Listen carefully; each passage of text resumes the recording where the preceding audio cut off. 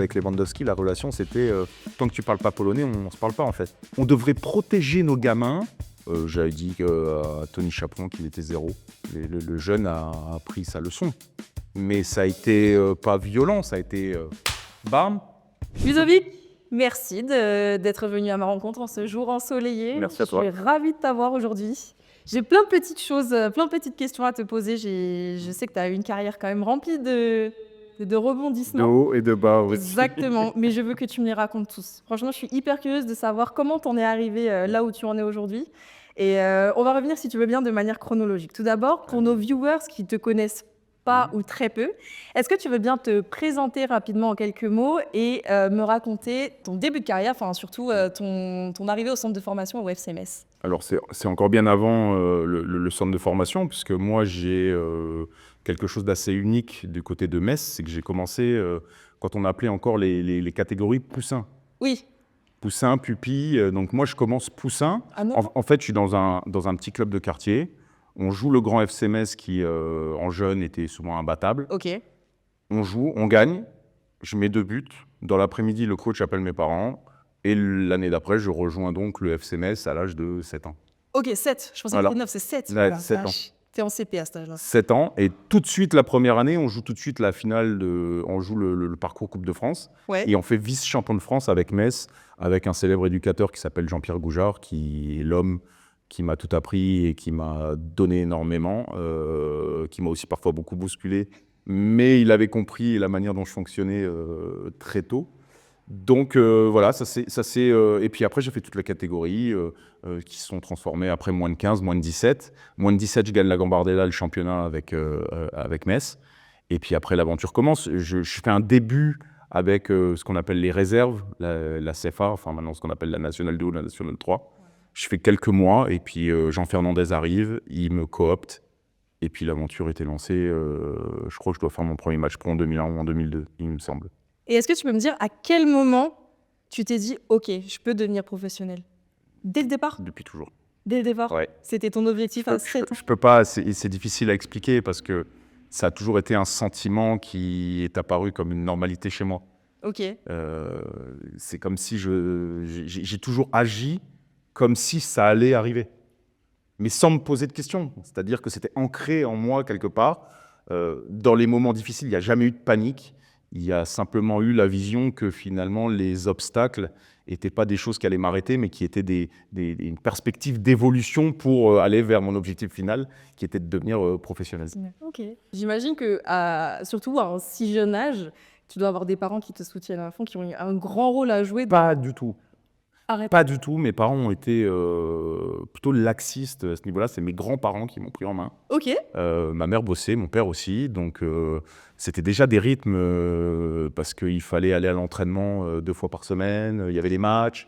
On partait dans les tournois. Donc, il fallait toujours des accompagnateurs. Et donc, c'est mes grands-parents qui m'ont coaché, qui m'ont accompagné. Je leur dois tout. C'est à eux que je dois tout. J'y serais jamais arrivé sans eux. Ma grand-mère était une femme exceptionnelle. Mon grand-père, pareil. J'y serais pas arrivé sans eux, mais c'est eux qui m'ont pris en main et qui m'ont emmené à droite, à gauche, qui m'ont accompagné, qui ont fait les supporters, ma grand-mère jouait le gardien de but. C'est-à-dire que quand on était en bas de mon immeuble, ma grand-mère, qui avait plus de 50 ans, jouait le gardien de but. Non, mais pour te dire jusqu'à quel point elle a poussé le... C'était une passionnée aussi, mais mes premières sensations d'ultra, elles sont avec eux dans la tribune qu'on appelait la seconde à Metz, à côté d'un groupe de supporters qui s'appelait la Horda. J'ai été vraiment dans l'ambiance foot parachuté, puis j'aimais tellement ça. Ouais, bah oui. Donc pour moi, ça a été... c'était ancré. Je savais que j'allais arriver, je ne savais pas quand. Je savais qu'il fallait que je passe par des étapes. Et peu importe dans ces étapes-là, c'est pour ça que j'ai jamais été démoralisé.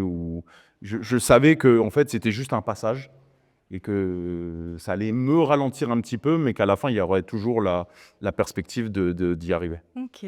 C'est fou. J'ai l'image de toi en train de jouer au foot avec ta grand-mère. Ah non, mais c'était En dingue. face, on y va. Tu vois les blocs, les entrées de blocs, les ballons, tu sais, en plastique bleu, la corner, il s'appelait...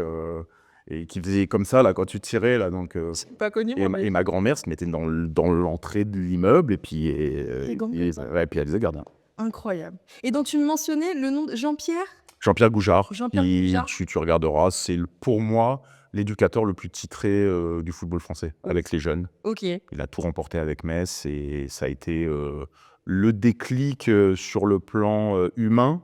C'est quelqu'un qui avait très vite capté ma psychologie, qui était que j'étais une feignasse de première et qu'il fallait me piquer pour que je sorte un petit peu des sentiers battus. Et voilà, pour moi, c'était il y a 25 ans. Hein. Quand on pense que le mental arrive seulement maintenant dans les clubs professionnels, lui gérait déjà au cas par cas, il savait qui pouvait pousser, qui fallait câliner, et moi, il fallait toujours me rentrer dedans pour obtenir le meilleur de moi. Donc, mais en même temps, il m'a tout de suite préparé à la robustesse et en tout cas à la violence de ce monde. Et le fait qu'il m'ait pas fait de cadeau, j'ai jamais été surpris du reste.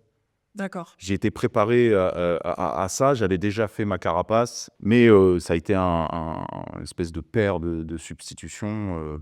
Il nous a quittés il n'y a pas très longtemps et il a une plaque d'ailleurs à Metz, là où il y a le centre d'entraînement des jeunes à Metz, avec un stade qui a été nommé à son nom. C'est intéressant parce que moi, je n'avais jamais entendu parler de ce monsieur et je me renseignerai. Ah, On peut dire du coup qu'il a... Vous regarderez Danone Cup, les gros tournois internationaux avec Metz, il a sorti un nombre incalculable de jeunes joueurs, quoi, donc, dont Maxwell Cornet, dont d'autres. Metz était un vivier de formation à l'époque. Quand tu avais la chance de passer par le centre de formation messin, tu avais énormément de chances de pouvoir durer parce qu'ils travaillaient différemment déjà à l'époque.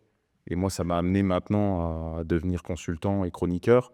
C'est qu'on prenait des cours de communication, c'est qu'on était très axé sur l'école. J'ai pas pu, moi, passer chez les pros si j'avais pas mon bac. Or, je me suis pointé au bac avec 74 points de retard au rattrapage. Ah ouais? Donc, c'est pareil, sur un fil. Je l'ai eu, je sais pas comment, un coup de chance incroyable. Donc, j'ai pu passer pro. Mais si j'avais pas eu mon bac, je m'entraînais pas avec les pros. Ok. Donc, ça aurait changé complètement la trajectoire et la perspective.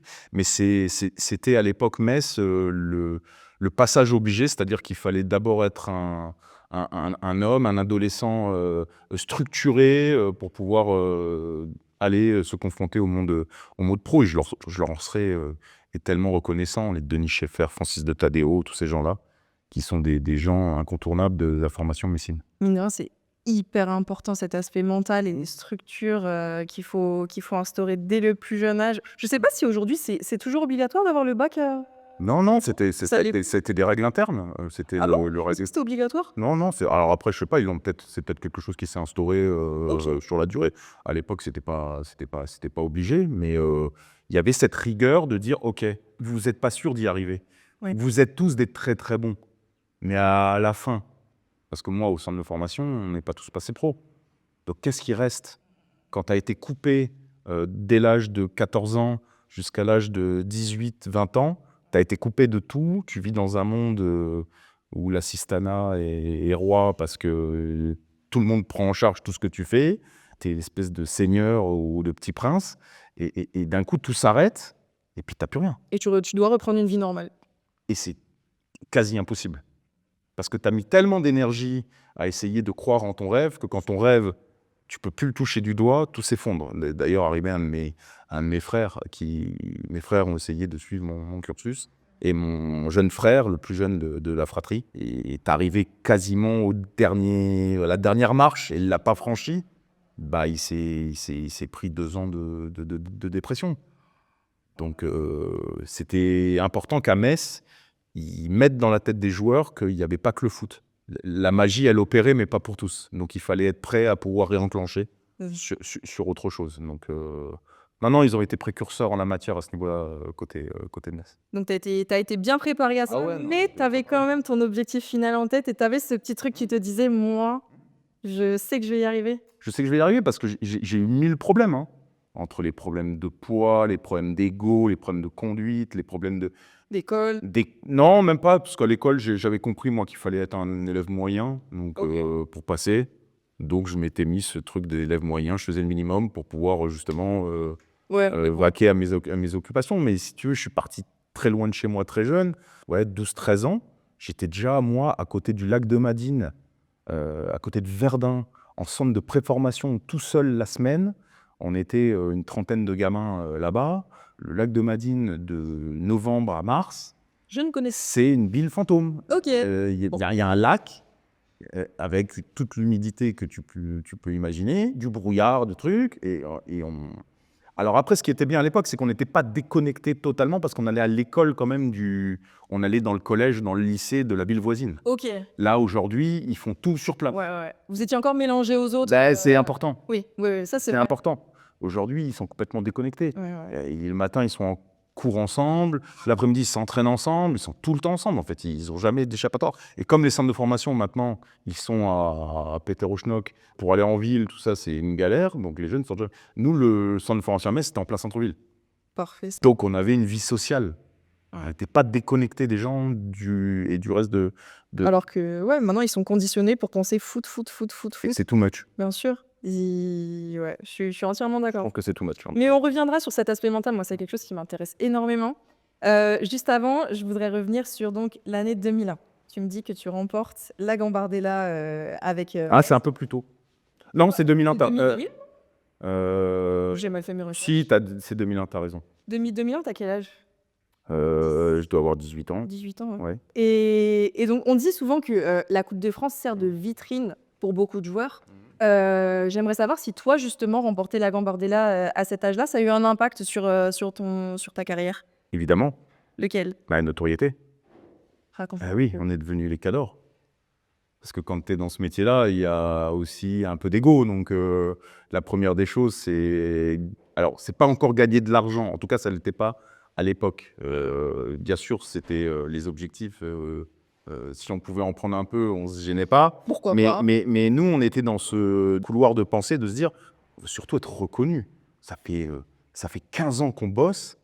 Putain, on aimerait avoir un peu de lumière, quoi. On aimerait avoir cette récompense de toucher du doigt ce qu'est le monde professionnel. Et donc, quand on a gagné la Gambard, on a eu pendant des semaines et des semaines des articles dans le journal. Parce que la Gambard, c'est quelque chose, en fait. C'est comme la Coupe de France. C'est un truc qui est culturel et qui est ancré en France. Quand tu es vainqueur de la Coupe Gambardella, bon, tu n'es pas n'importe qui. Ça veut dire que tu es un jeune potentiellement prêt à déjà venir dans le monde pro. Donc, on ne te regarde plus pareil. Alors, j'ai aussi l'impression que ça a changé un peu aujourd'hui. Ah bon? Ouais, j'ai l'impression que c'est moins vrai, on va dire, parce que même ceux qui font pas la Gambardella, ils sont déjà... ils sautent, en fait, comme ils sautent les catégories. Oui, on Voilà. le voit directement. T'as un jeune de 16-17 ans, il est déjà avec la réserve, donc il joue pas la Gambardella. Ouais. Mais à l'époque, il y avait une vraie signification, et même pour nous, c'était de se dire, ah ouais, là, on est à la frontière. Ouais. C'est bon. Bon, là, on présente le passeport. On passe pas. On se débat. Mais on est à la frontière. Voilà, c'est ça. On arrive à la douane. On a fait tout le chemin. Il a été dur. Là, ça y est, on voit le bout du tunnel. Okay. Mais oui, ça a changé. En plus, on a joui de cette petite notoriété pour recommencer à rentrer en boîte de nuit, pour commencer à draguer la jambe féminine, oui. Parce que vous le faisiez pas avant. Oui, mais quand t'es connu, c'est plus facile. C'est mieux quand t'as gagné la Gambard, j'avoue. On te regarde pas pareil. C'est pas faux. Et puis donc l'année suivante, tu signes ton premier contrat pro du coup. Ouais, 2002. Ouais, c'était compliqué parce qu'à l'époque, c'était pas vraiment comme ça. En fait, tu signais des contrats élites ou aspirants. Donc, tu faisais 3 ans stagiaire et puis après, la dernière année, tu étais professionnel. Enfin, tu vois, c'était pas tu signes pro et ça y est, c'est pro. Okay. Tu avais un cursus avec des contrats qui, à la fin, t'amenaient à la dernière année pro, mais qui étaient dans une structuration de salaire. Je sais plus comment c'est maintenant parce qu'il y a la charte. Ça évolue tout le temps. Voilà, mais en tout cas, oui, ça commençait à devenir sérieux, avec un vrai salaire, avec de vrais objectifs. Et oui, c'est à ce moment-là que ça bascule.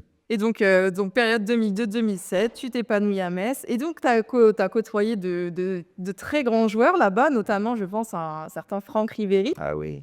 Est-ce que tu as des petites anecdotes de vestiaire à nous raconter un petit peu ou des petits souvenirs où vraiment tu t'es dit, ce joueur-là, il a quelque chose de spécial, il est particulier?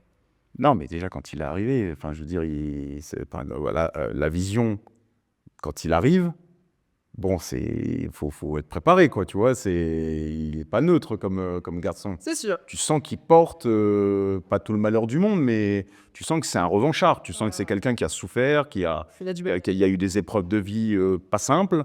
Et tu sens que lui, il est pas venu là pour rigoler. Lui, il a une revanche sur la vie à prendre. Et quand il arrive, en fait, il brûle tout. Franck, ça a été la politique de la terre brûlée tout de suite. Il voulait tout écraser sur son passage. Donc, il a tout écrasé sur son passage. Mais avec cette légèreté, cet humour un peu décalé de chambreur professionnel, euh, où il passait son temps à faire chier les autres, en fait. Couper les lacets, il planquait les bagnoles, il planquait les clés de voiture, il foutait des trucs dans les godasses. Un gosse, quoi. Un gosse. Mais vis-à-vis de vos personnalités, ça matchait quand même parce que tu as des cette Bah, personnalité. nous, on était à cette époque-là, il y a pas beaucoup d'anciens. On est des mecs de Metz et on est entre 18 et 25 ans. Donc la déconne, ça fait partie du truc, même si lui, des fois, il poussait les choses un peu loin. Mais oui, en fait, ça a contribué aussi à mettre une bonne ambiance de travail. Oui. On va dire, quand tu arrivais le matin, tu avais envie de venir, parce que tu savais que le vestiaire, c'était le cirque, quoi. Et c'est vrai que cette période-là était marquante, parce que c'est vrai que j'avais jamais vu un gars qui était un anonyme prendre une telle ampleur en si peu de temps. Et d'ailleurs, il a fait l'unanimité tout de suite à l'entraînement, où on a découvert sa double accélération, son côté dribbleur. Il venait de Brest, quoi. Et alors? Non, mais il était inconnu au bataillon, quoi. Il était en national. Bon, voilà, quand tu étais en Ligue 1, je lui dis, bon, les mecs de national, ils ont pas le niveau, tu vois. Et lui, quand il arrive, il est déjà presque en mode, on se dit, bon, bah, Ligue des Champions, quoi. Ah ouais? Ah bah non, mais il avait des... Vous saviez déjà? Il avait des gestes, Et puis cette énergie, dégager une force énergétique qui déjà tuait les adversaires avant qu'ils les affrontent. Donc, quand il arrivait près de toi, en fait, il a une aura, une force énergétique qui te mettait dans l'inconfort tout de suite. Ok.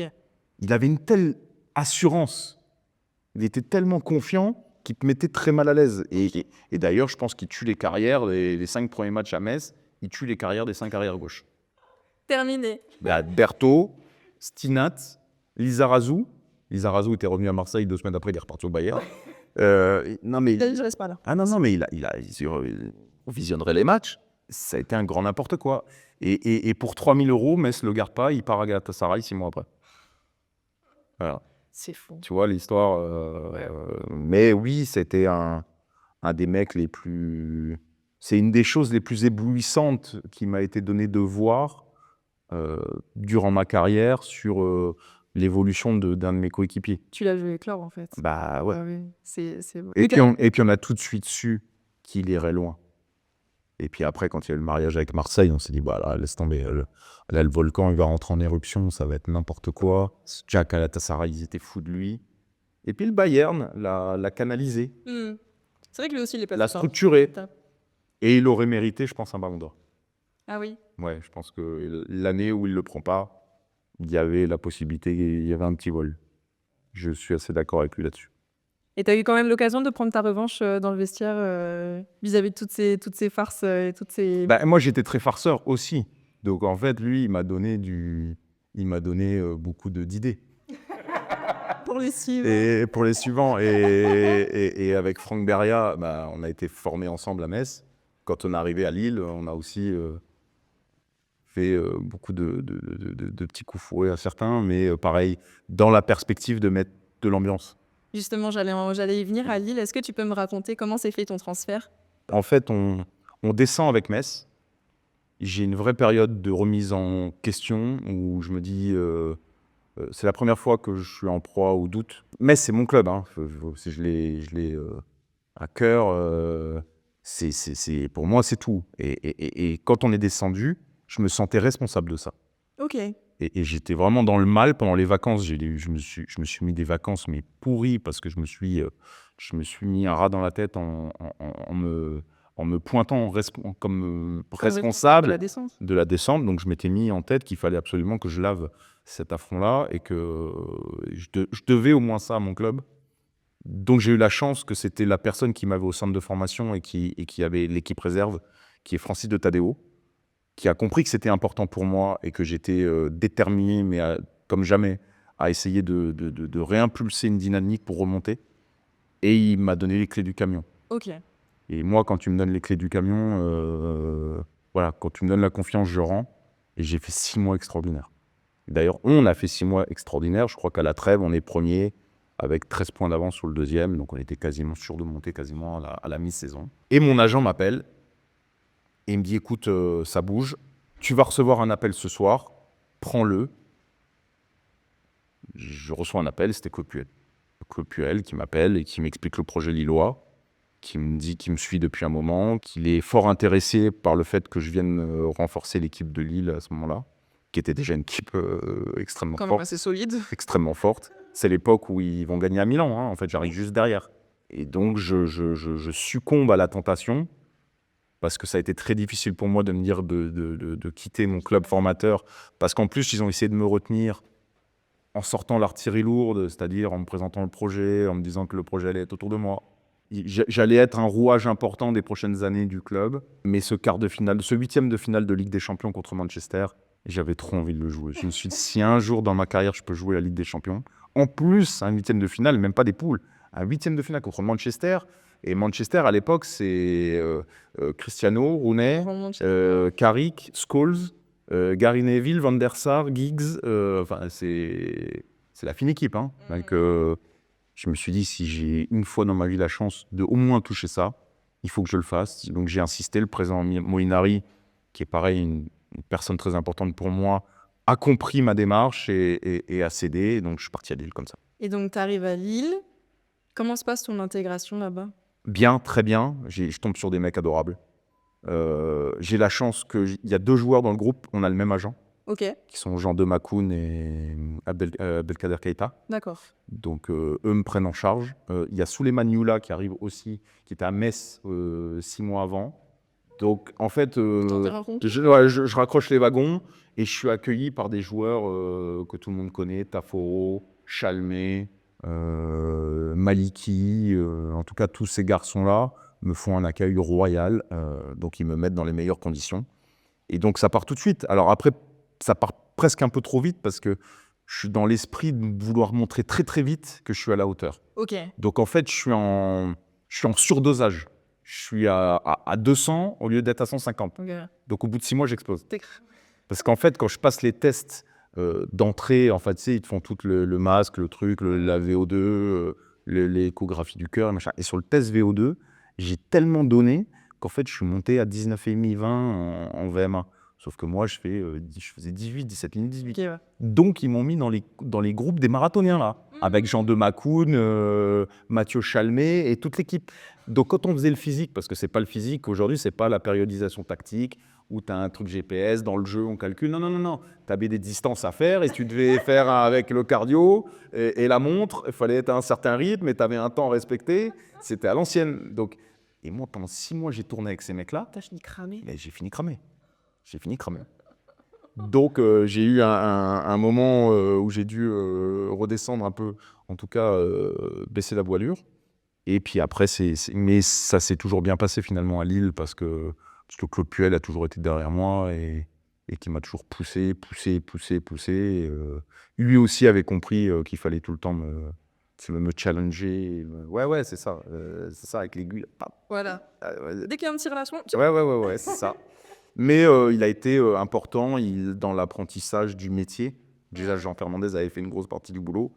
Mais Claude Puel m'a appris comment appréhender mon métier.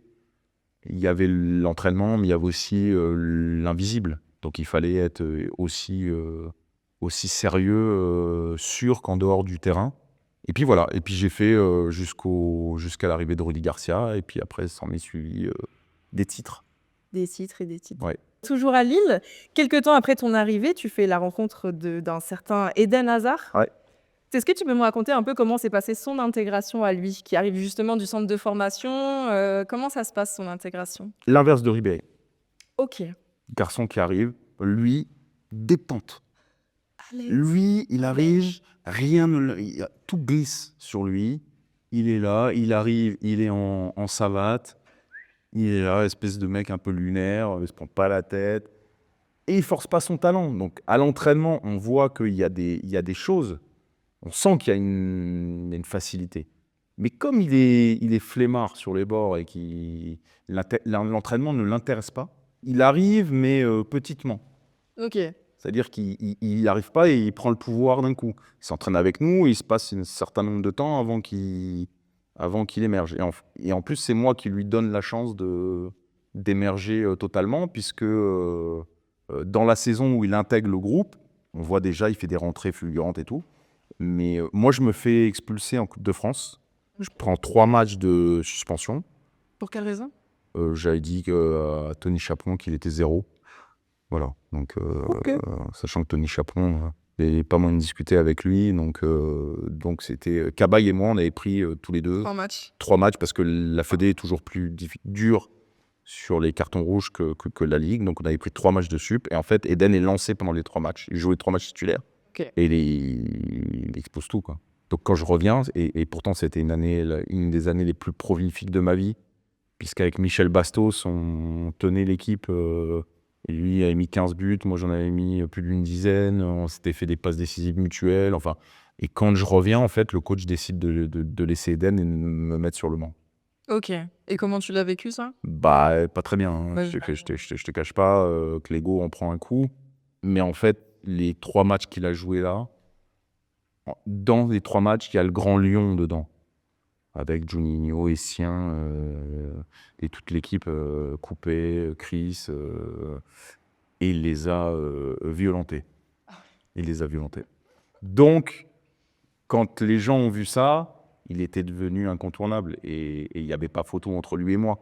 Néanmoins, pour ce que j'avais fait sur toute la saison, je pense que je méritais de finir la saison. Voilà, au moins en tant que titulaire. Le coach en a décidé autrement. Et donc arrive la période un peu de joker de luxe. OK. Parce que j'ai des mecs à mon poste qui sont juste des ovnis. Et je dois me contenter de ça. Et c'est là que je change tout mon mindset dans ma préparation et dans mon approche mentale des matchs. J'essaye de canaliser l'ego et l'espèce de personne qu'on peut avoir en nous qui veut toujours nous pousser Bien sûr. à faire n'importe quoi. Ah, t'es pas respecté, ah, t'es ci, ah, t'es là.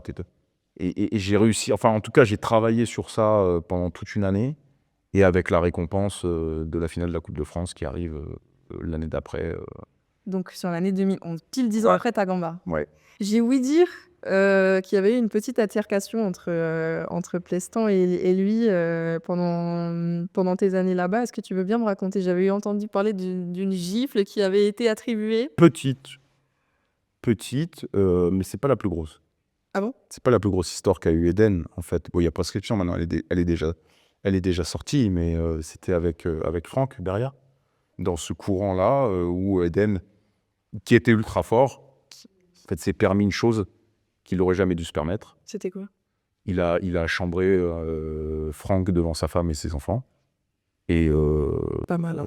et donc Franck, qui est peut-être un des mecs les plus gentils du monde, on n'aurait jamais imaginé qu'il puisse...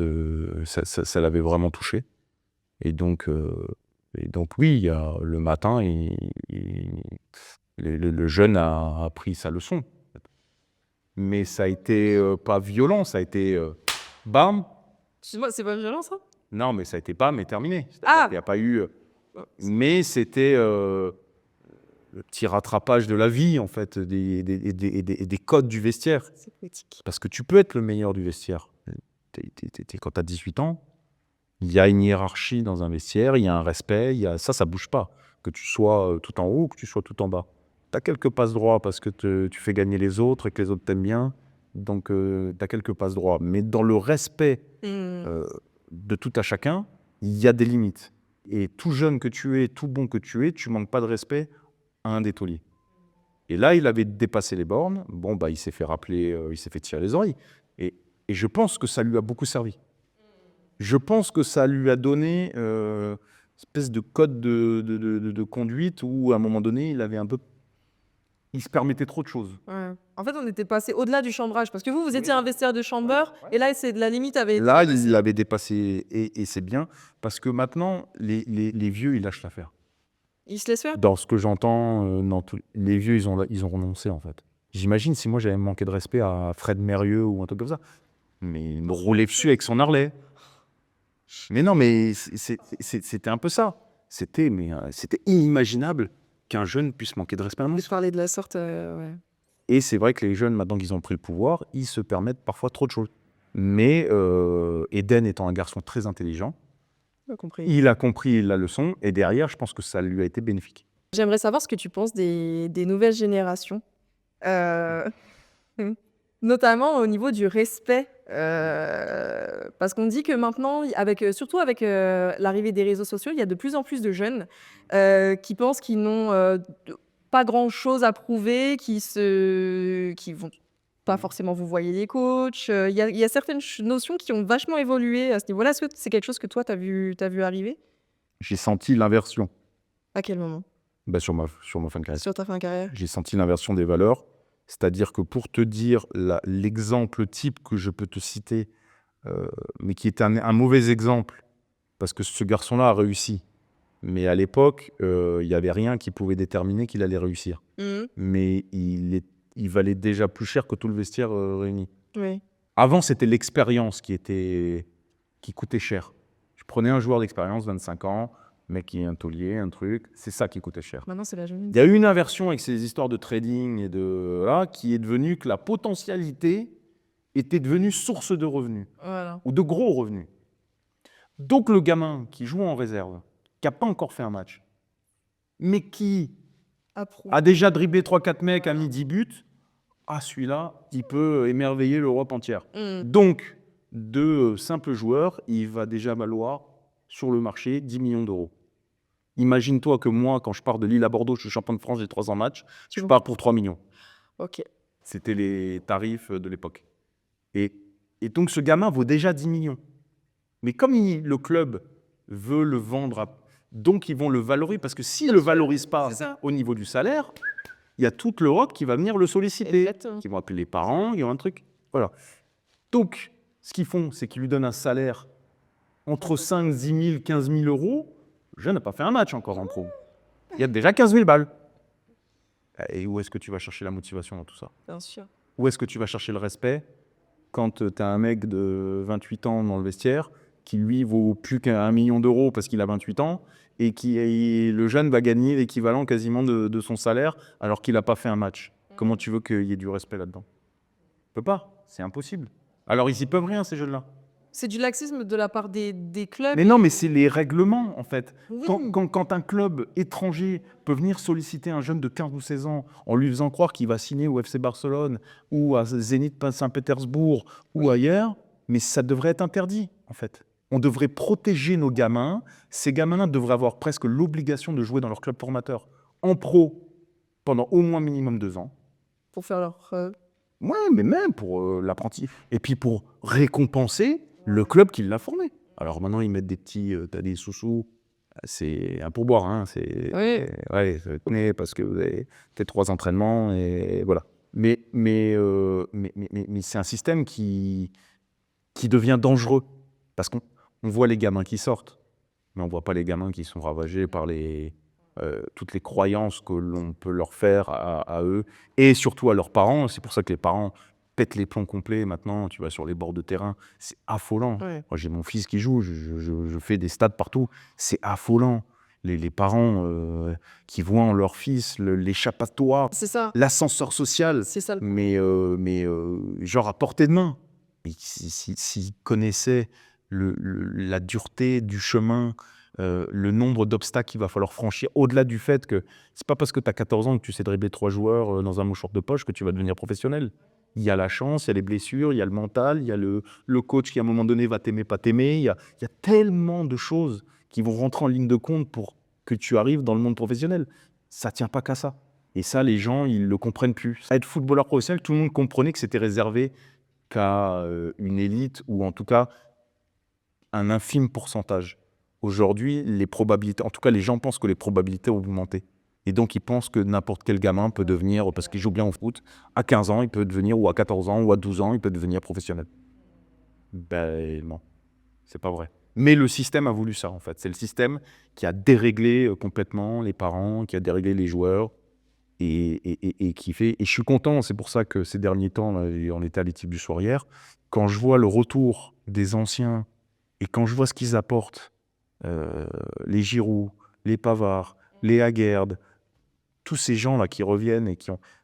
L'expérience, c'est la plus belle valeur, c'est ce qui devrait coûter le plus cher. Si tu n'as pas de respect pour celui qui a fait, alors dans ces cas-là, tu vaux rien. Et tu comprends rien. Parce que moi, quand j'ai gagné du temps, ce qui m'a fait passer des étapes à vitesse grand V, c'est que j'ai toujours coopté tout de suite. J'étais tout de suite avec les anciens. Ouais. Les anciens, ils m'ont fait gagner un temps fou. Euh, Ils m'ont protégé et ils m'ont appris plein de trucs. c'est ça. Donc j'ai gagné des années de secrets d'anciens sur l'attitude, hygiène de vie, des trucs. Bien sûr. Et maintenant, les jeunes, ils veulent se confronter, ou en tout cas, ils veulent marcher sur les anciens. Dans les boîtes aussi, hein. Oui. Mais ils se trompent. Ils se trompent. Voilà. Mais c'est comme ça, on n'y peut rien. Voilà. Le système est comme ça. J'espère qu'on reviendra. Et c'est pour ça que quand j'ai vu l'écrasement du football français avec les droits et compagnie, je me suis dit qu'on reviendrait à des choses un petit peu plus sérieuses. Et d'ailleurs, on revoit des clubs. Lyon, qui avait plus de centre de formation, puis tout d'un coup se réinvente. Ah tiens, on avait lui. Ah bah, il est pas si mal finalement. Ah bah Nantes, on a le petit gars ici. Ah, on a quand même des bons joueurs. Eh ben oui. C'est mes valeurs. Je sais qu'elles sont pas partagées par tout le monde, mais c'est comme ça que j'ai grandi. C'est comme ça que j'imagine le foot. Je pense qu'il devrait y avoir. Après, les grands joueurs, c'est autre chose. Mais je trouve qu'on s'est perdu dans les joueurs, les bons. Il y a une différence entre être un bon joueur et un très bon joueur. Le très bon joueur, il va toujours te rapporter de l'argent. Mbappé, tu peux l'acheter 800 millions d'euros. À un moment donné, il sera rentable. Oui, Parce qu'il génère tellement de choses autour de lui. c'est ça. Le joueur moyen à qui tu vas donner 250 000 euros, qui te met jamais un but, qui te met jamais une passe décisive, par contre, lui, il te coûte du blé. Est-ce qu'il les vaut, ces 250 000 euros? Non, je crois pas. Mais tu compenses par rapport au fait que tu as donné 800 à un autre, qui est très bon. Oui, voilà. Et qui lui est pas Et bien voilà. payé par. Et ça a été le problème du foot français pendant toutes ces années, c'est qu'on a surpayé des joueurs moyens. Voilà. Est-ce que tu veux bien me raconter un peu ces souvenirs de Coupe de France avec de victoire du coup de la Coupe de France avec qui? Le parcours est assez dingue quand il repense, parce que dès les premiers tours, il y a une charge émotionnelle très forte. Ok. Sachant que la Coupe de France, c'est mon truc. Parce que en championnat, je suis pas titulaire. Oui, voilà. Donc, le coach a instauré une espèce de turnover. Les remplaçants jouent la Coupe de France et la Coupe d'Europe. Ok. Et les autres, Le championnat. ils alternent Ligue 1 et Coupe d'Europe, en fait. Voilà. Mais on est prioritaire sur les deux compètes annexes. Bonheur du destin, premier match, on joue à Forbach, Ok. qui est collé à Metz. En fait, je reviens sur ma terre natale. Donc c'est super, parce que revenir, moi, du côté de la Moselle, c'est toujours un pincement au cœur. Donc c'était déjà un premier signe que ça se fasse là. Donc c'était déjà super. On avait fait un super match et c'était une très belle charge émotionnelle. Il me semble qu'après on joue Wascal, donc le petit poussé de la ville de Lille en fait. Donc on joue un local. Ouais. Donc ça c'est cool aussi, parce qu'il y a des histoires. Il y a le frère de Mathieu Debuchy qui jouait dans l'équipe d'en face. Ok. Ah, je ne savais pas. Et on galère. Ils vous ont donné du fil Et à on retordre, galère. les petits poussés. On galère, et c'est vrai qu'on avait une complicité dans cette équipe de remplaçants. J'avais une complicité avec Tullio de Mello. Il savait, d'ailleurs, il m'a appelé GPS d'ailleurs après, parce qu'on avait déterminé que quand j'avais la balle, lui faisait tel appel, telle sorte de truc, et donc on avait cette complicité-là. Vous aviez une connexion instantanée. Et donc cette connexion, elle se met en route à ce moment-là. On galère contre Wascal, on a un coup de pied arrêté, je le tire, le Tullio marque, et on sort du guêpier comme ça. Ensuite, je crois qu'on enchaîne par deux équipes de Ligue 1, Nantes et Lorient, où on passe trou de souris, Ok. penalty. D'accord. Deux fois. On prend. On prend. Et comme on avait mis Calandro dans les buts, quand on allait au penalty, on était sûr que l'affaire était pliée. Et demi-finale à Nice, c'était encore le Stade du Ray. Et grosse ambiance. Et on arrive à se qualifier là-bas, on gagne 2-0. Je crois on fait un super match. Donc on arrive dans les conditions d'aller sur une finale de Coupe de France qui n'était pas arrivée au club, je crois, 60-70 ans. Donc un truc pour la ville et pour le club, c'était énormissime. Et cette équipe-là, elle était tellement forte, on ne sentait pas la pression. Mais elle est arrivée le jour de la finale de la Coupe de France. Ok. C'est la première fois que j'ai senti le groupe tendu. Et d'ailleurs, quand tu revisionnes le match contre Paris, Paris doit nous battre. Ils ont plus d'occasions, ils sont meilleurs. Normalement, la Coupe de France, sur ce match, on est en dessous. Et Mika Landreau nous sauve la mise parce qu'il fait 2-3 arrêts importants à des moments clés. Et ce qu'il y avait, en fait, c'est là où on a gagné cette année-là avec Lille, c'est que la hiérarchie était respectée, mais l'état d'esprit était, nous remplaçants, on avait ancré ça en se disant, ok, c'est normal, mais nous, on va apporter à notre sauce. Sur 20 minutes, il fallait qu'on trouve le moyen de faire bouger les choses. De créer quelque chose. Sauf que cette journée-là, moi, je pensais commencer le match. Parce que Flo Balmont, qui était dans le 11, était suspendu ou blessé. Donc moi, je me dis, des 3 de devant, il n'y a que moi qui peux jouer en 8. Et le coach, avant les matchs, généralement, il venait toujours te parler quand tu ne jouais pas, de te toquer à la porte. Ah, c'est toi. Le marchand de sable. Non, mais les petits, oui, coach, oui. Désolée. Voilà, ça va. Mais ça avait le mérite de montrer une certaine forme de respect. Oui, Voilà. de considération. Donc ça passait mieux. Ce jour-là, il n'y a pas. Donc je suis sûr de commencer et le paperboard tombe, je ne me vois pas et donc je me casse de la causerie, je m'en vais et je veux partir. Au final, je me fais rattraper par le callback par les anciens qui me refoutent dans le bus. J'arrive au stade, je fais une gueule de 10 pieds de long et dans ma tête, c'est le Far West. Okay. Là, il y a tout en termes émotionnels, la colère, la rancune, l'envie. Enfin, il y a 1000 émotions qui sont là et il faut les canaliser. Donc, je n'y arrive pas trop et à 25 minutes de la fin, en fait, je comprends qu'il faut que je crame l'énergie. En fait, il y en a trop, il faut que j'en crame. Et si tu prends un plan large le soir de la finale à 20 minutes de la fin, tu vois un espèce d'illuminé sur les côtés qui fait des sprints comme ça tout le long. Je vais trouver ça. Hein. Un mage, tu verras ça. Un zébulon. Et là, dans ma tête, c'est « Ah ouais, vous allez voir ce que vous allez voir ». Et donc, je rentre, et là, je suis conditionné pour faire un truc. Ouais. Et là, en 5 minutes, j'ai failli mettre un corner rentrant. Et il y a ce coup franc qui, je peux le retirer 1 million de fois, je le remettrai jamais comme ça. Même si c'était ma façon de tirer. Mais l'effet que prend le ballon, il est porté par les émotions d'une journée, en fait. Greg coupe et saute, il pense qu'elle est au-dessus. Et finalement, on vit où elle retombe. Et là, c'est le moment qui change ma vie, en fait. Et c'est toute la leçon d'une vie. C'est-à-dire que la récompense, elle est venue à la toute, tu vois. À la 89e, je crois. Et si j'avais craqué, je l'aurais jamais eu, cette putain de récompense. Bien sûr. Mais ils m'ont testé, jusqu'à ce que je tienne. Et la récompense vient à la fin. Mais quelle récompense? Donc ça a été la leçon, c'était de se dire, l'ego, faut parfois, malgré le fait que tu te sentes parfois floué, pas respecté, il y a toujours quelque chose à tirer d'une situation négative. Il y a toujours la possibilité de le transformer en quelque chose de mieux.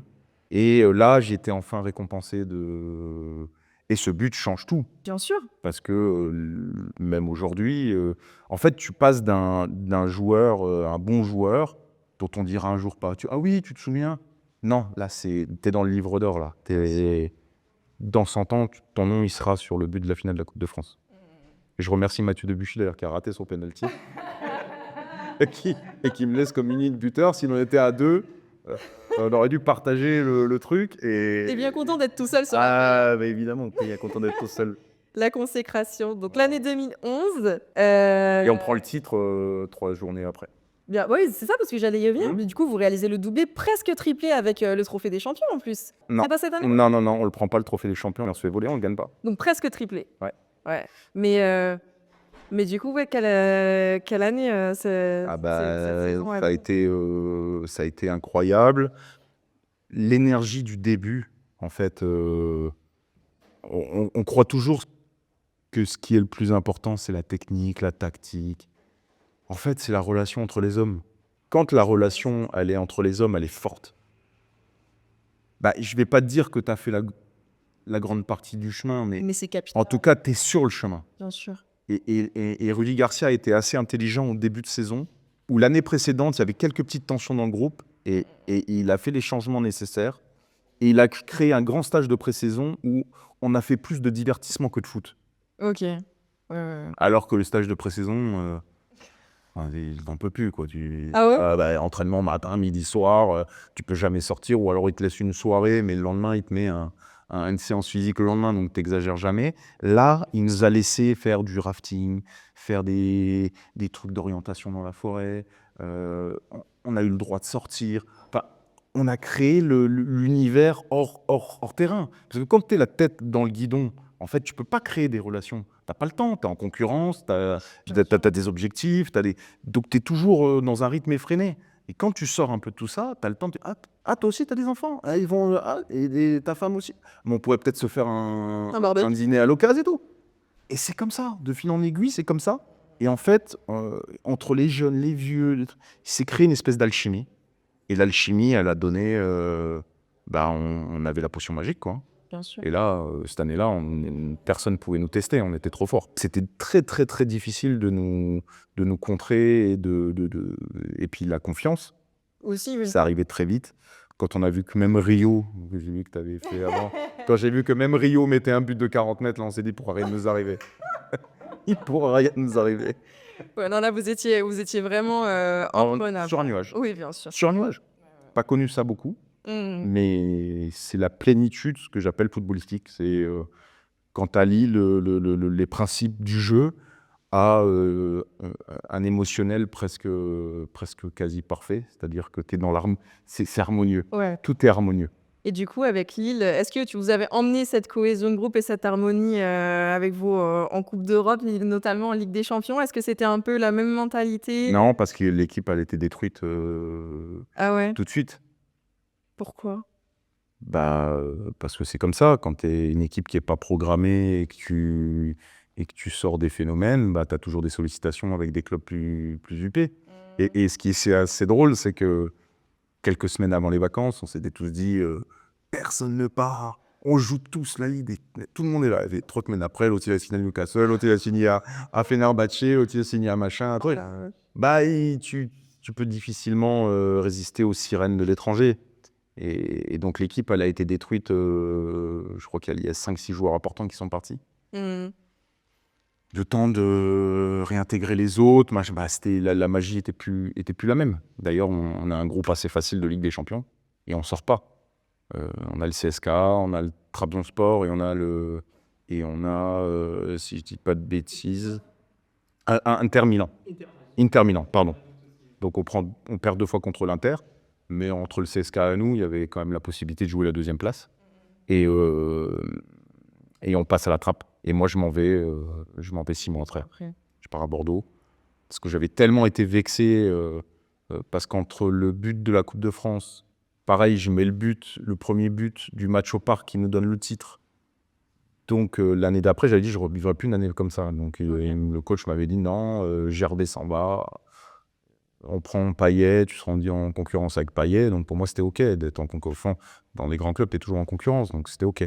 Sauf que le dernier jour du mercato, il a fait signer Joe Cole.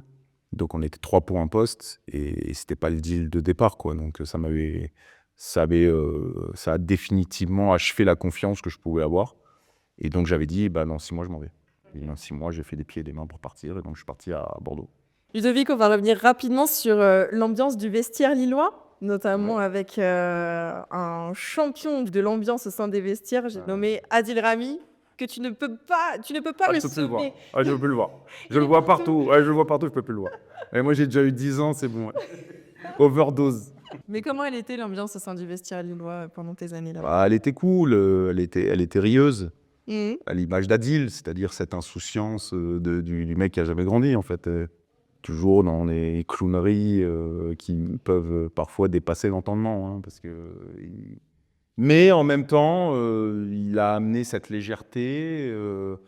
Du coup, il s'en est développé une théorie que j'aime, ou un adage que j'aime bien, c'est être sérieux sans se prendre au sérieux. Oui.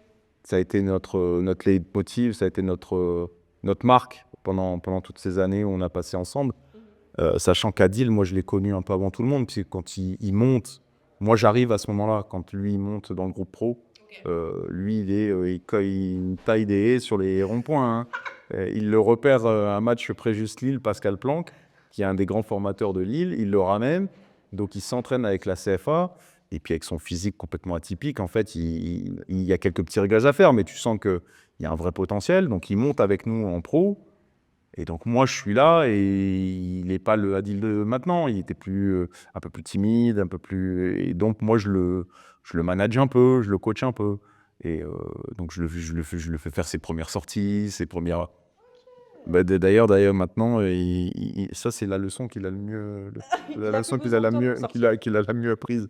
Mais non, mais il a apporté quelque chose dont on avait tous besoin, c'était le rire. Le rire, la joie, la bonne humeur. Et ça n'a pas de prix. Il désamorçait toutes les situations. Ok. Il suffisait que le coach nous engueule, il lâchait une connerie, tout le monde explosait de rire. Il était toujours dans la transgression, il était toujours dans le chambrage, il a bousculé, même les plus timides n'avaient pas le choix avec lui, quoi. Donc il emmenait avec lui le reste, par ce côté un peu ravagé, hein, quand même, hein, parce qu'il il est frôlé, hein, quand même. Mais c'est ce qui fait de lui. Non, mais c'est pour ça qu'on l'aime, hein, et je dois dire qu'il a, il a apporté ce rayon de soleil dont on a parfois besoin, parce que être footballeur, certes, c'est un avantage, enfin, on est les privilégiés, mais dans le quotidien, parfois, il y a des moments durs, et quand tu as une personne comme Adil qui est là, en fait, tu sais, comme il vient de nulle part. En fait, pour Adil, tout était du bonus. Oui. Donc rien n'avait d'emprise sur lui. Rien n'était grave. Parce que lui, il vivait un conte de fées. Donc il s'est dit, ça a commencé là, ça peut s'arrêter demain. Mais je retournerai à ma vie d'avant, c'est pas grave. Tant qu'à faire, tant que j'y suis, je kiffe au maximum. Voilà, et ça a Le été sa reste. grande force, c'est que, en fait, il s'est jamais pris la tête. Il a pris ce qu'il y avait à prendre, et regarde, il a quand même une carrière exceptionnelle. Bien sûr. Et cette bonne humeur et cette joie que vous avez eu aussi, que vous aviez au sein du vestiaire lillois, est-ce que tu l'as retrouvée quand tu es arrivé chez les Girondins? Oui. Il y avait déjà une très très bonne ambiance aussi, avec des gars que je connaissais un petit peu, mais dont j'ai découvert la joie de vivre. Et c'est vrai que dans les vestiaires, ça chambre beaucoup. Beaucoup. Toi, t'aimes ça, hein. Et à Bordeaux, ça chambrait beaucoup. Et tu avais une espèce de melting pot entre les mecs de l'aristocratie qui venaient du Touquet, et Marc Planus, Carras qui venait de Marseille, les autres qui venaient de la région parisienne. Tu avais une espèce de melting pot là, de tout ça, et qui était assez drôle, parce que ça chambrait en permanence. Bien sûr. Et donc cet esprit chambrer, c'est la camaraderie, en fait. C'est-à-dire quand je te chambre, ça veut dire que je m'intéresse à toi. Oui. Ouais. C'est-à-dire que t'es pas... Et des fois, dans les vestiaires, il y a des mecs qui peuvent s'ignorer. Mais là, c'était pas le cas. Tout le monde avait envie de... Chambrage collectif. Donc oui, ça a créé aussi une espèce d'ambiance qui a fait qu'on a été chercher la Coupe de France en 2013 avec Bordeaux. Donc j'ai été dans la continuité de ce que j'avais vécu à Lille. Et c'est sûrement la meilleure période de ma vie, parce que quand tu te lèves tous les matins pour aller voir des gens partager des rires, des pleurs, de la sueur, des promesses, de l'engagement, parfois des trahisons aussi, mais voilà, d'avoir ce lien Familial. humain, familial, ça a permis de vivre des aventures humaines exceptionnelles. Je voudrais qu'on boucle cette interview en discutant un peu binationalité. Ah, Pourquoi tu me fais cette tête? c'est un sujet qui est très compliqué, parce qu'il y a le cœur et il y a la raison. Bien sûr. Et parfois, ça peut s'entrechoquer, et tout n'est pas très clair là-dessus. Au départ, moi, c'est un raisonnement que j'ai, où j'ai ma famille du côté de mon père, ils sont nés en Pologne, ils quittent la Pologne pour venir en France, travailler dans les mines, et tout ça. Donc il y a ce lien franco-polonais. Mais moi, j'ai pas connu mes arrière-grands-parents. Donc j'ai pas... Et le père de mon père est mort très jeune. Donc je baigne pas dans la culture polonaise. Je sais qu'on vient de là, mais je suis pas élevé à la polonaise. Je suis élevé à la française. Donc quand à un moment donné se pose la question des équipes nationales, et que tu vois qu'en équipe de France, la route est barrée, revient sur le tapis l'histoire de la deuxième nationalité.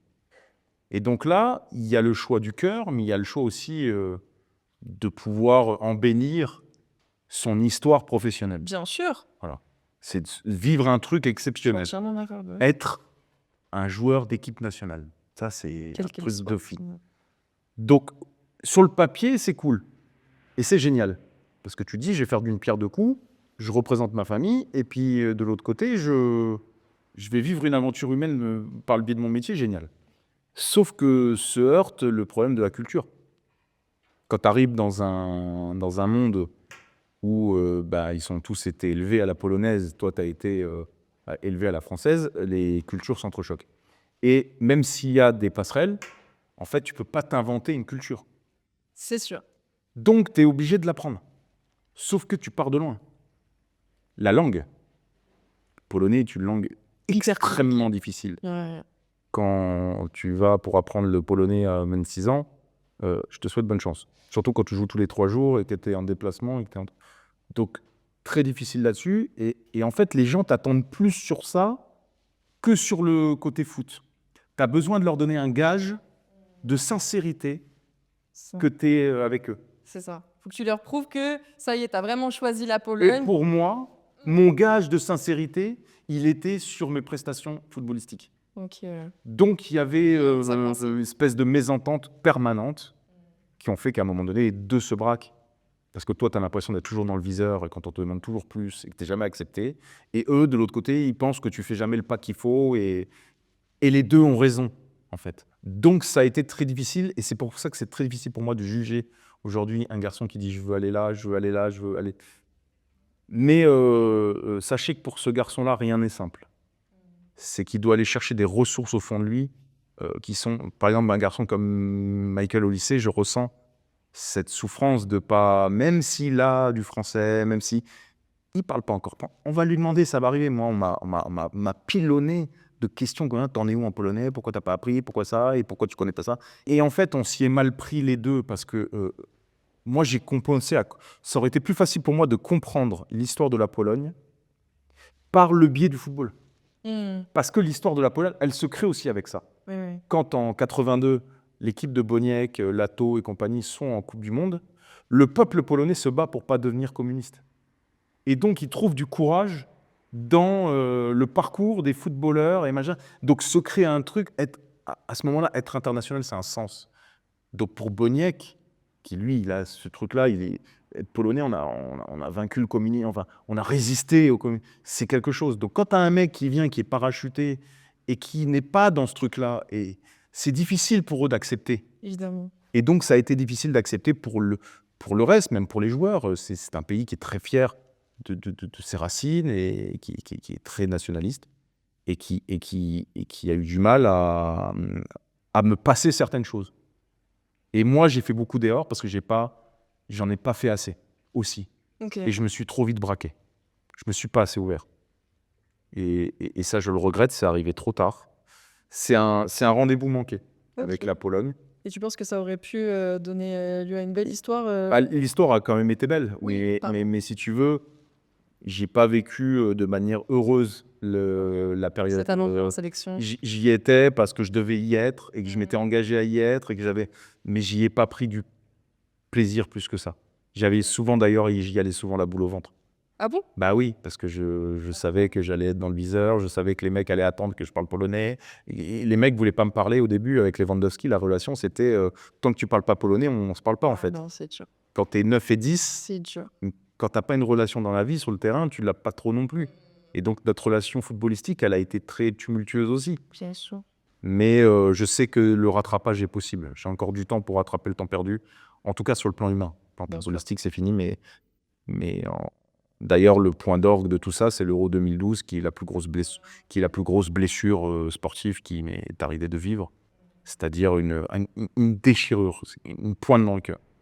Quand on se fait éliminer au premier tour, ça avait suscité tellement d'engouement, c'était tellement merveilleux que quand on passe pas ce tour-là, en plus on devait jouer l'Allemagne si on passait, donc qui est l'ennemi, et donc on devait jouer ça en 8e, ça aurait été un moment incroyable La France, pour tous les Polonais, et on n'a pas réussi à sublimer ce moment-là, mais parce que les binationaux et les nationaux, on n'a pas réussi. à créer cette synergie. Cette atmosphère dont je te Ouais. parle, cette Bien sûr. osmose, cette harmonie, on n'a pas réussi à la créer. Quand tu te retournes sur tout ça, même quand Lévy est venu au Ballon d'Or et que je lui ai demandé de venir, il l'a fait avec bon cœur. Tu vois, on était dans des égos, quoi. On était dans des égos permanents. Et tu te dis, putain, qu'est-ce qu'on est con. Qu'est-ce qu'on est À con. côté de quoi on est Bah ouais, on est passé à côté de choses, on est passé à côté de choses incroyables. Mais bon, ça fait partie de la vie. C'est comme ça que je me suis construit. Mais je regrette. C'est un regret. Et donc là, on est à Bordeaux en 2013. Oui. Tu viens de remporter la Coupe de France. Oui. Mentalement, qu'est-ce qui se passe dans ta tête? Est-ce que tu te dis, j'ai fait un peu le tour, j'ai envie de voir ce qui se passe à l'extérieur? Ça. Comment se passe ton arrivée, du coup, au Werder? Je sens que je suis un peu en baisse de motivation, pour tout dire. Je sens que les objectifs sont plus... même si c'était de jouer la Coupe d'Europe avec Bordeaux, mais j'avais déjà joué la Ligue des Champions, j'avais déjà joué l'Europa League avec Lille, Bordeaux quand j'arrive. Je savais qu'entre le contraste entre jouer et aller au stade des 8e de finale de Coupe d'Europe et aller peut-être chercher un carré ou une finale, il y avait un delta. Et que ce delta-là, il était plus possible en restant en France. J'avais 300 matchs, j'ai gagné la Ligue 1, j'ai gagné la Coupe de France. J'avais joué dans 2 bonnes équipes. Bon, je me suis dit, c'est peut-être le moment de prendre le train de l'étranger. Ok. Si je ne le prends pas maintenant, je ne le prendrai jamais. Et j'ai le Werder de Brême qui arrive le dernier jour du mercato avec, dans la besace du directeur sportif, toute une panoplie d'espèces d'émerveillement de ce qu'est le Werder, avec des vidéos du stade, les 48 000 abonnés, les chants, le côté vert partout. Et puis il me vend le truc Miku, quoi. Et c'est là où il m'attrape. Il me vend le projet Miku. On a eu Miku, on cherche le nouveau Miku, pour nous c'est toi. Ludo Miku. Voilà, c'est toi.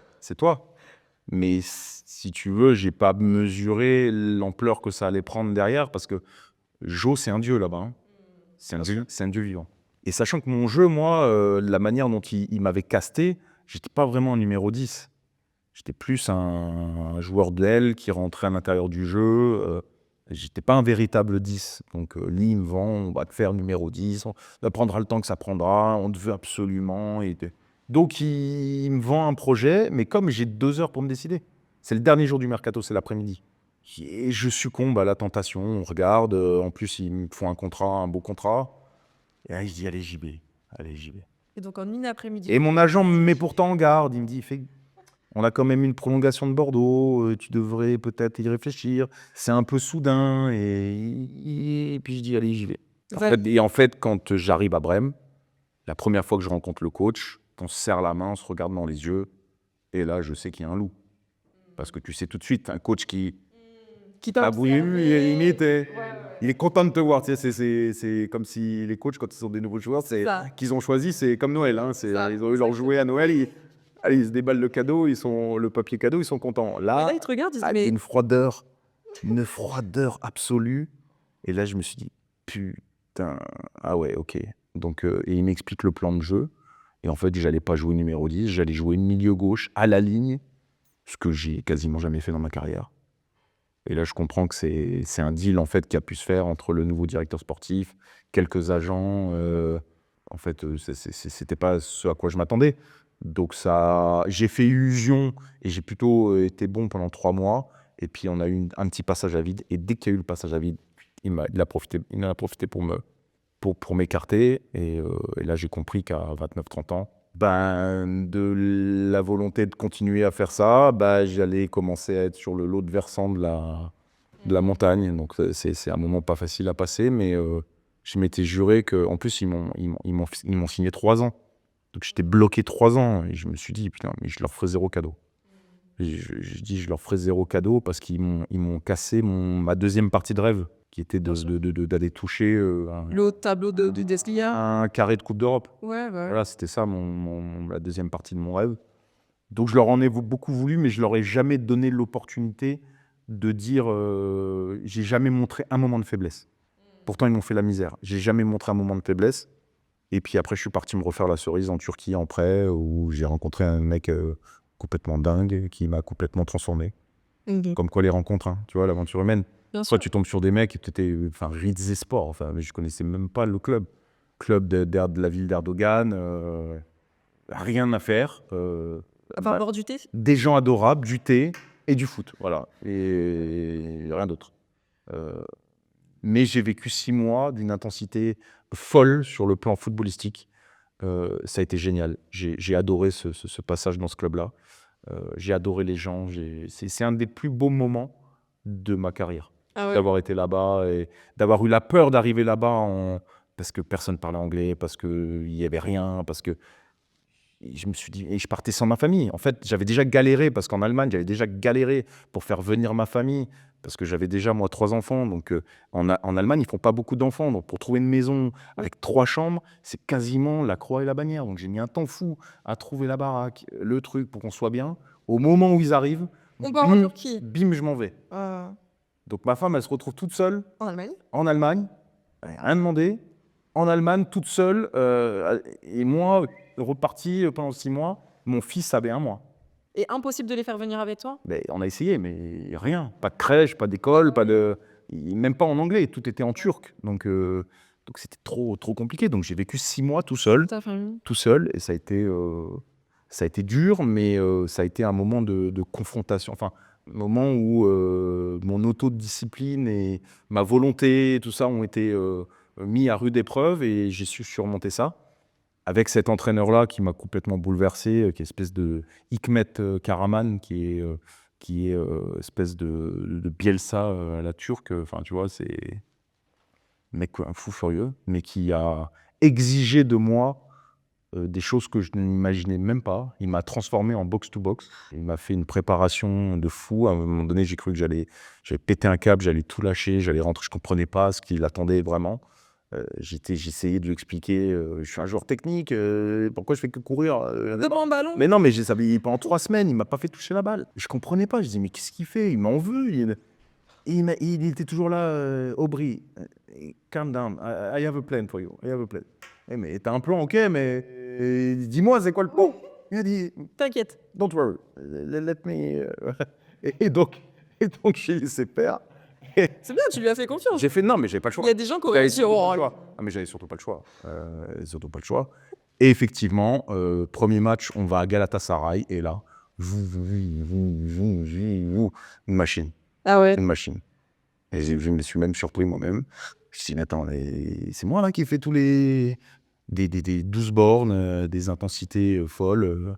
J'ai regardé des trucs de stats à la fin, je dis, mais c'est pas possible. Ma transformation de style, je l'ai peut-être compris trop tardivement.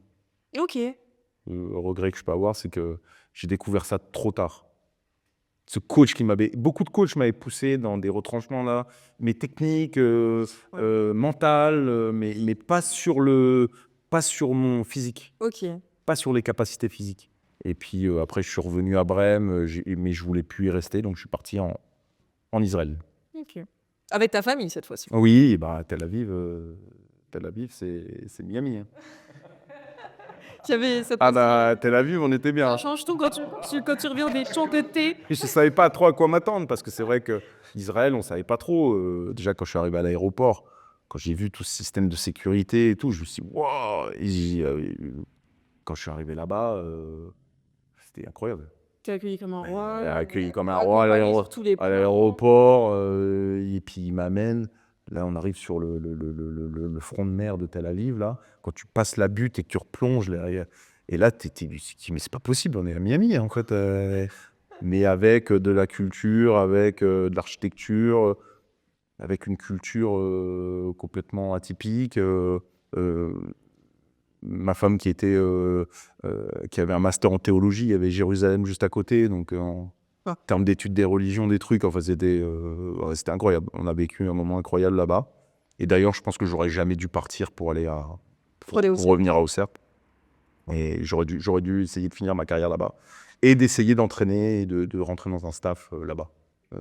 Entre Metz, Lille, Brême, la Pologne. Bon, j'ai eu pas mal de gris quand même, tu vois. On peut pas dire Un que, peu de soleil, ça fait on peut pas pas de dire que j'ai vécu sous les tropiques, tu vois. Et pas eu Monaco, Marseille, tu vois. Attends, tu as eu Bordeaux quand même. Ouais, mais il flotte tout le temps à Bordeaux. Il fait un temps dégueulasse. Je suis pas d'accord. Mais si, il On pleut, est en front de mer, ça passe vite, il ça pleut change. 300 jours dans l'année à Bordeaux. C'est horrible. C'est horrible. C'est faux, j'ai fait ma maternelle là-bas, c'est faux. Il pleut tout le temps dans cette région. Mais ouais, Tel Aviv, c'était formidable. Vous sortez de l'école, t'allais à la plage, le truc, t'allais le matin, il y avait les autoroutes de vélo électrique pour emmener tes enfants.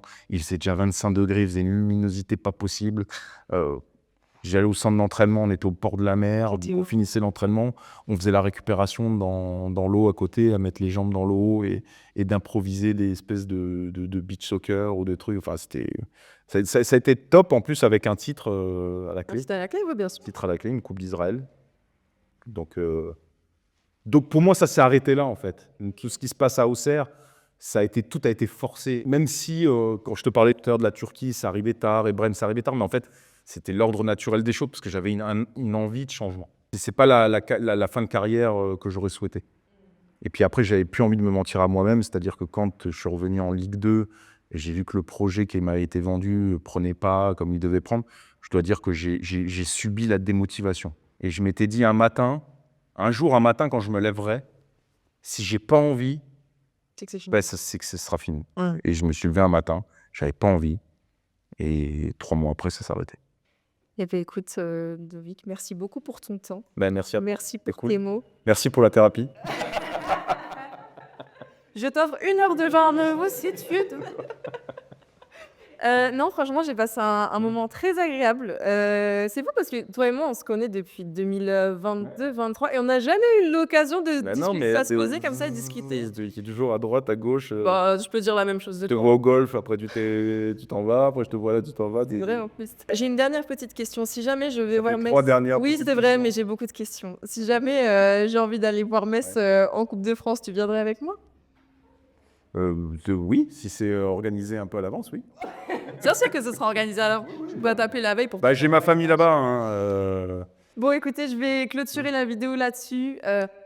J'espère que vous en avez appris autant que moi pendant ce petit format interview. C'était le tout premier de la chaîne, donc n'hésitez pas à nous faire tous vos retours. N'hésitez pas à liker, commenter bien sûr, me dire quel joueur vous aimeriez voir en interview pour la prochaine. Moi, je vous fais des gros bisous. C'était Isolinde, Ludovic Obraniak. Et à la prochaine.